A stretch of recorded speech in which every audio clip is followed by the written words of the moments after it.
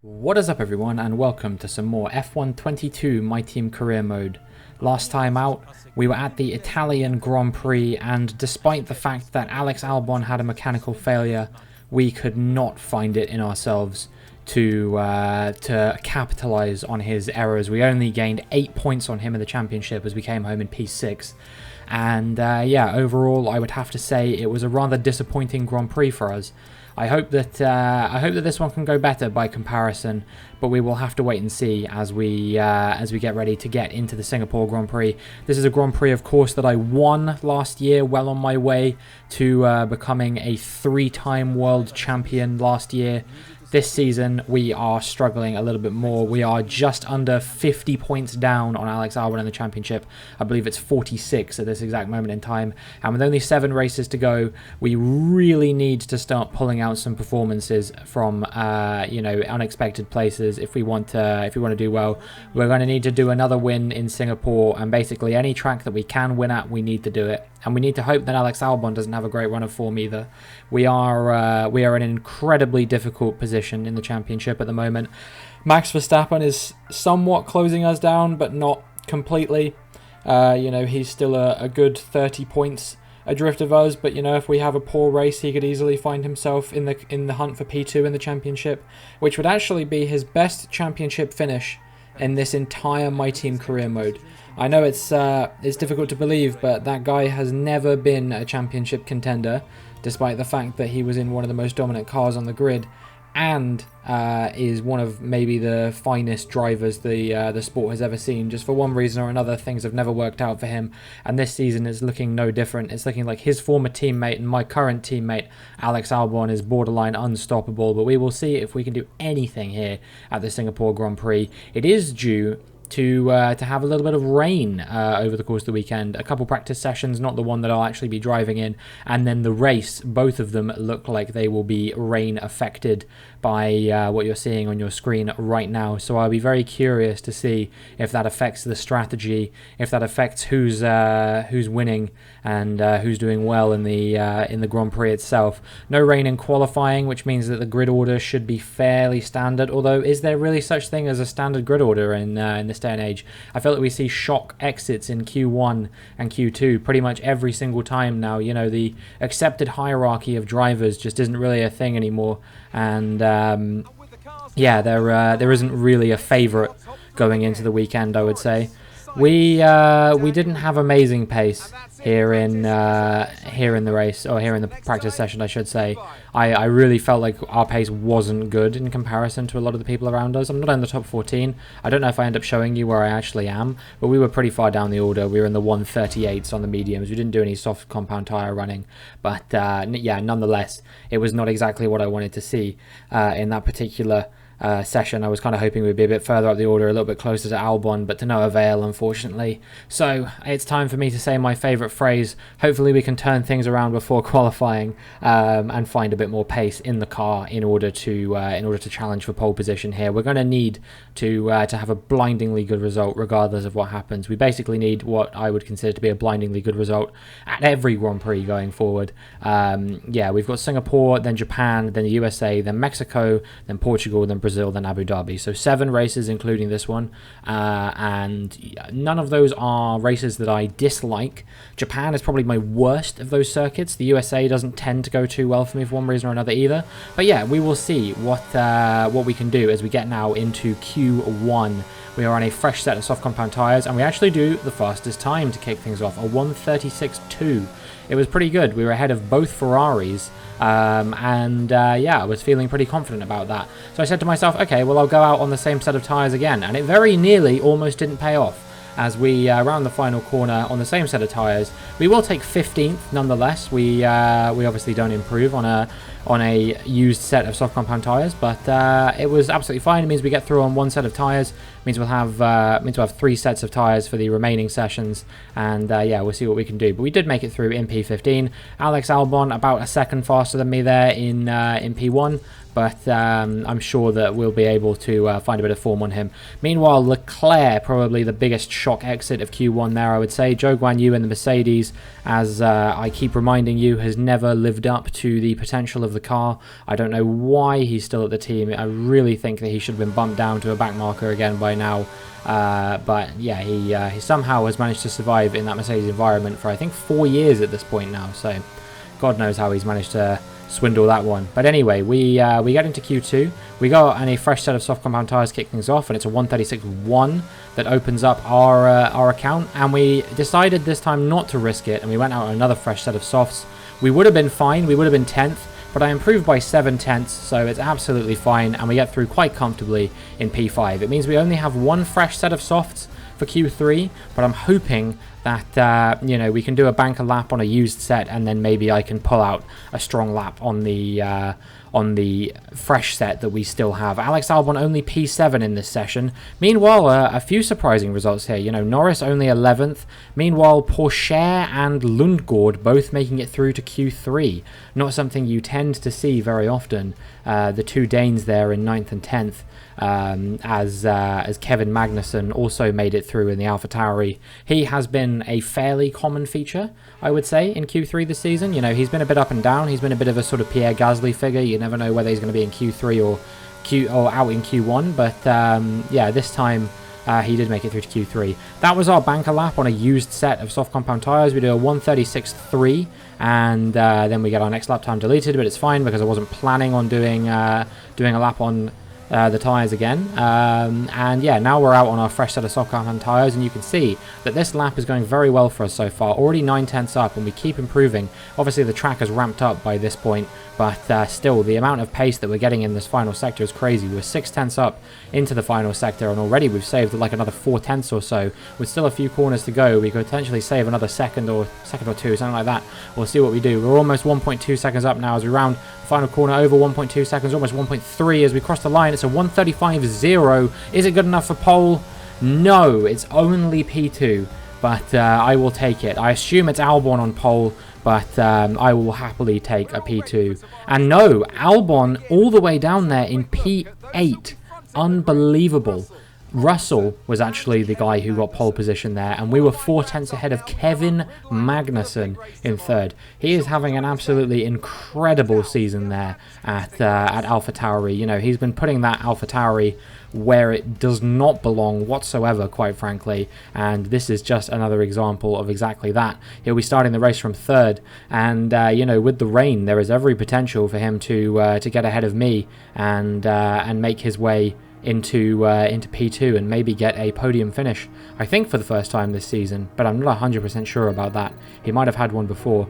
We'll have to fact check that, but yeah, Kevin Magnussen nonetheless, an incredibly strong performance there in qualifying. We didn't do so bad either. Russell, you know, he's had his flashes of brilliance this season, and I guess this is one of those, but Albon, yeah, potentially losing his nerve a little bit. You know, we gave him lots of boosts going into this Grand Prix, you know, lots of focus boosts and all that kind of thing, and still it doesn't seem like it was enough.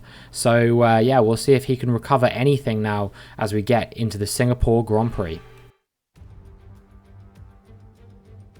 Against the spectacular backdrop of the Singapore skyline, Formula One returns once again to do battle in what tends to become something of an endurance race, with the notorious sauna-like temperatures in the cockpit making for an extremely physically challenging race. We have a high risk of a safety car here today, I think, as the abundance of tight corners mixed with these wet conditions could put a few cars off and into the barriers.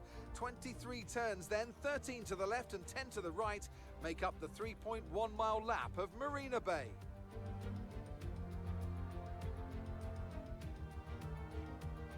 Off the back of a fantastic qualifying session, it's time to see how our starting grid looks like for today's race. What a qualifying yesterday for George Russell. He'll start today's race from pole position. And Robinson completes the front row.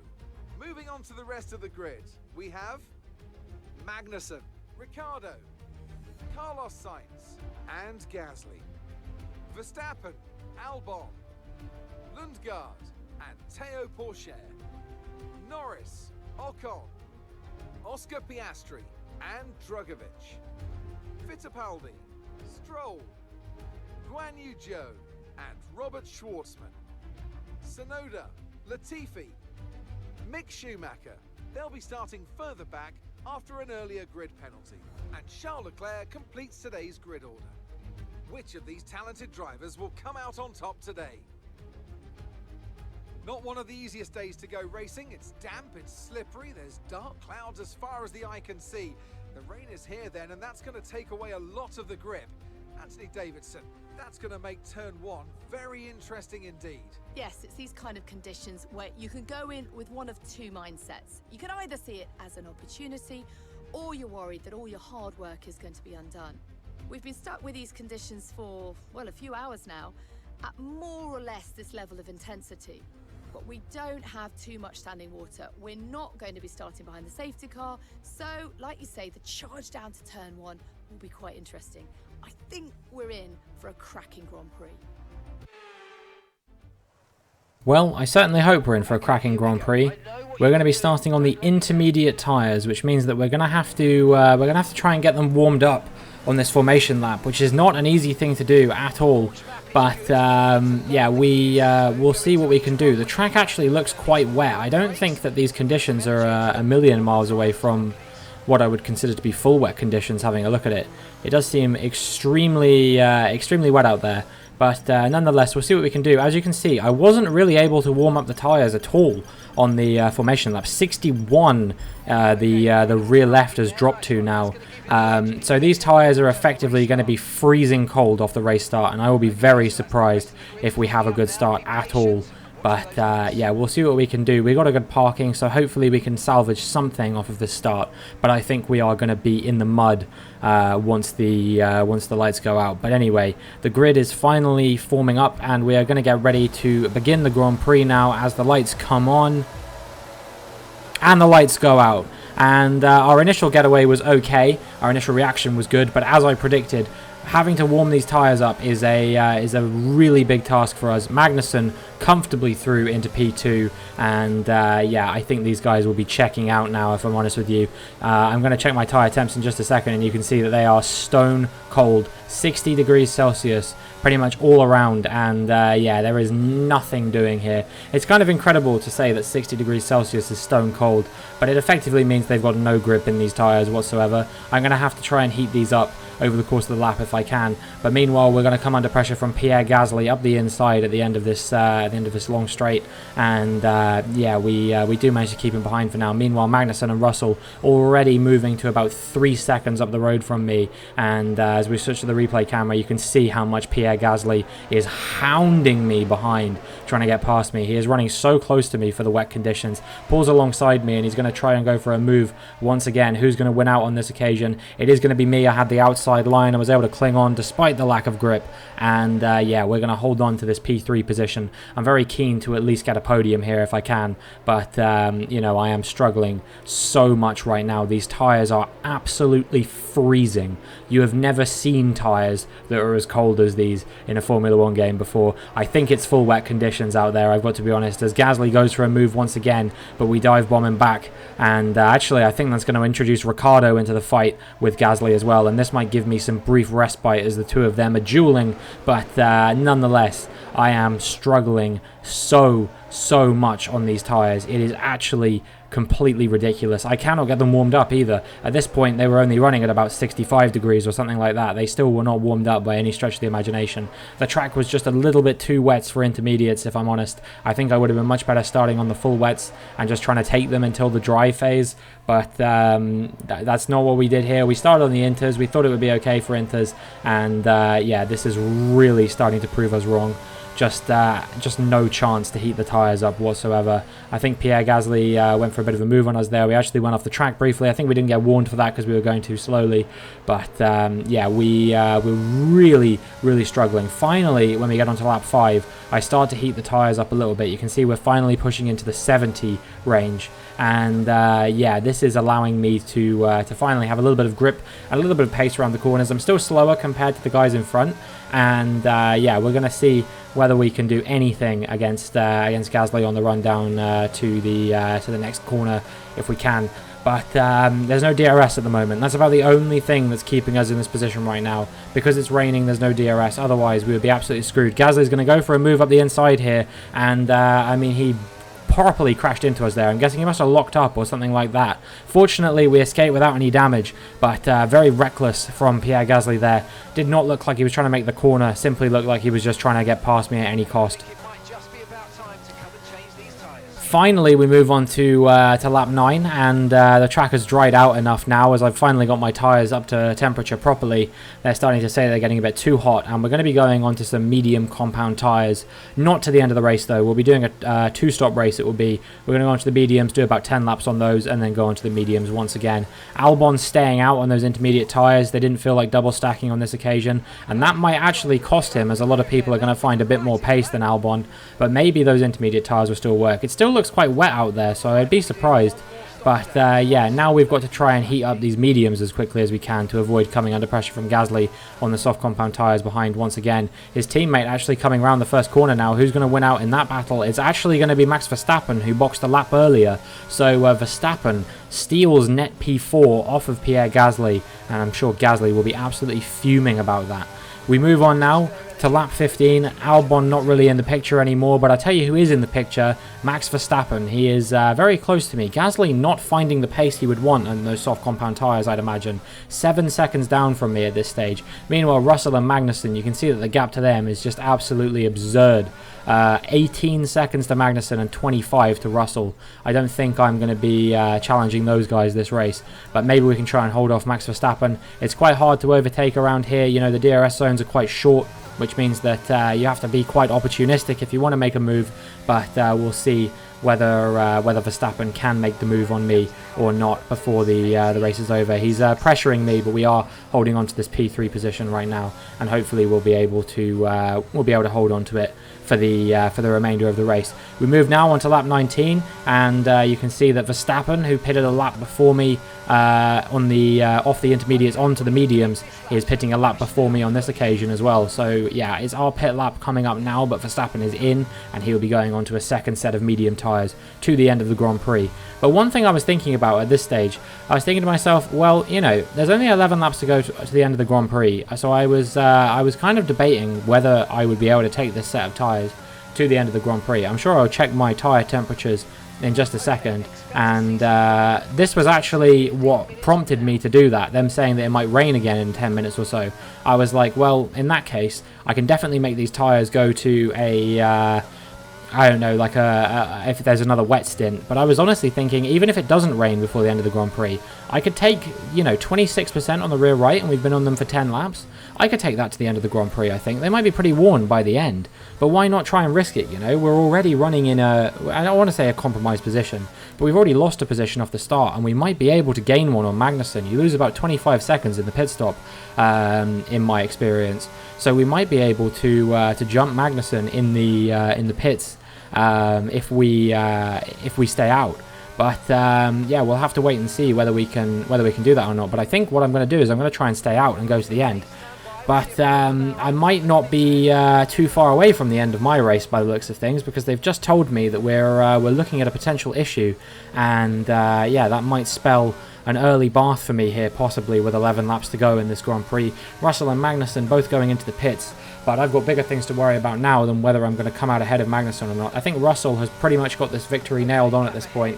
He was 8 seconds up on Magnussen, but you can see that we are definitely going to come out ahead of Magnussen. And not only that, but we're not a million miles away from Russell. But it doesn't matter, because our gearbox has given up at the end of this Grand Prix. Fortunately, I was probably going to change gearbox for next race anyway, so I don't think we have to worry too hard about things like penalties and stuff like that.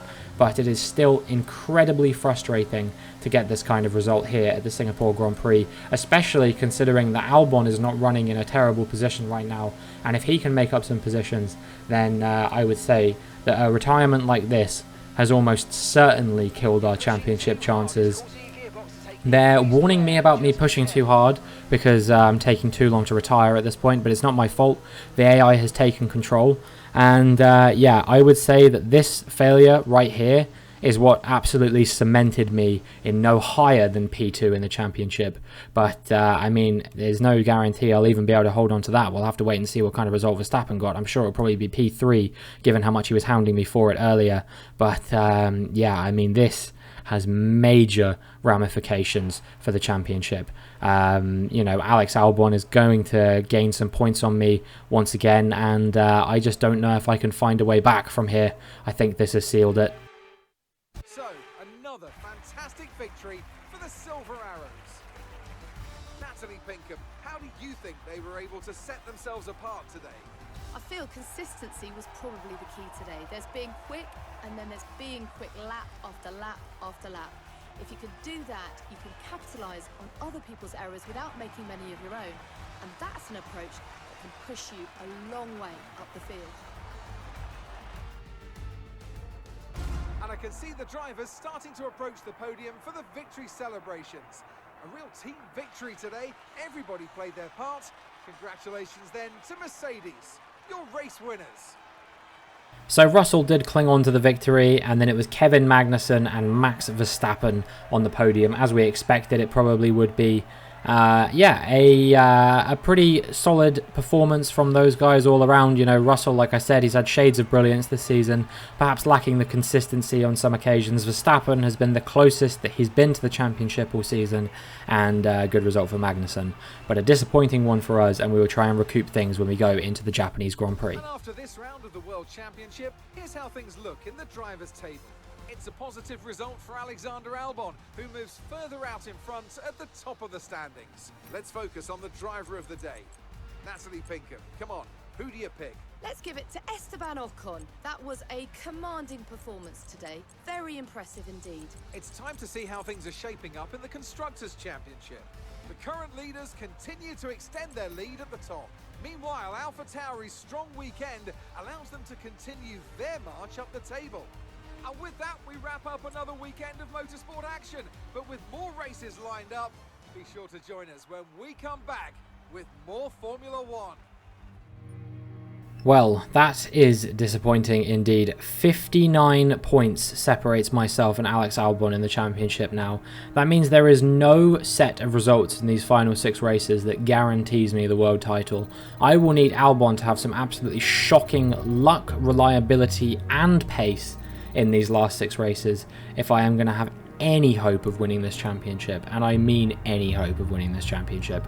You know, we are so far in the mud that we can barely see out of it anymore. Max Verstappen is only 13 points behind me in the championship, and not only that, but this result has probably cemented his victory in our rivalry as well. So yeah, I think that there is only one word for the situation that we're in right now, and that is fucked. I'd love to sugarcoat it, but I think that is the situation we find ourselves in.